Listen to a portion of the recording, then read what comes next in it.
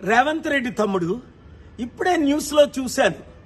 ఈరోజు నువ్వు media రిపోర్టర్స్ని attack చేయడం, అంతేకాకుండా 10 సంవత్సరాల వరకు నేనే ముఖ్యమంత్రిగా ఉంటానని. ఇప్పుడు మార్చి 15, కనీసం తాగడానికి మంచినీళ్ళు లేవు. అమీర్పేటలో మాకు ట్యాంకర్ని తెప్పించుకుంటున్నాం. 1,20,00,000 మంది హైదరాబాద్, సికింద్రాబాద్లో, 4 కోట్ల మంది తెలంగాణలో మంచినీళ్ళు లేని మార్చిలోనే లేవంటే మరి ఏప్రిల్, మే, జూన్లో ఎలాగుంటాయి? ఒక్కసారి ఆలోచించు. ముఖ్యమంత్రి అవడం అంటే సమిట్ పెడతాను, ఇన్వెస్ట్మెంట్స్ తెస్తానన్న ధ్యానం లేదే. మరి ఇప్పుడు నువ్వేదో భారత్ సమిట్ నువ్వు పెడితే ఎవరు వస్తారు?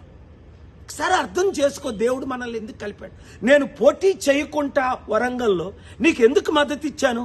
రాష్ట్రాన్ని బాగు చేయడానికి, అప్పులు తీర్చడానికి, అభివృద్ధి చేయడానికి, మంచి చేయడానికి. మరి నువ్వేం చేస్తున్నావు?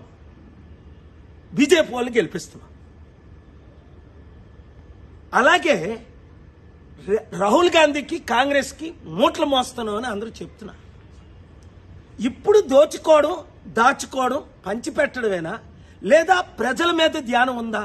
నిరుద్యోగులు ఆత్మహత్య చేసుకుంటున్నారు, రైతులు ఆత్మహత్య చేసుకుంటున్నారు, మంచినీళ్ళు లేకుండా ప్రాబ్లమ్స్ అవుతున్నాయి, విద్యా వైద్యం అన్నది కనిపించట్లేదు. 15 నెలల్లోనే నువ్వెంత ఫెయిల్డ్ ముఖ్యమంత్రి అయితే, ఒక అన్నగా, శాంతి దూతగా, నీ అడ్వైజర్గా నాకెంత బాధేస్తుంది. కనుక ఈ వీడియో చేస్తున్నాను. రేవంత్ రెడ్డిని రీచ్ అయినంత వరకు ప్రతి మీడియా వారు, ప్రతి యూట్యూబర్స్ దీన్ని షేర్ చేయండి. రాష్ట్రాన్ని కాపాడుకుందాం, దేశాన్ని రక్షించుకుందాం.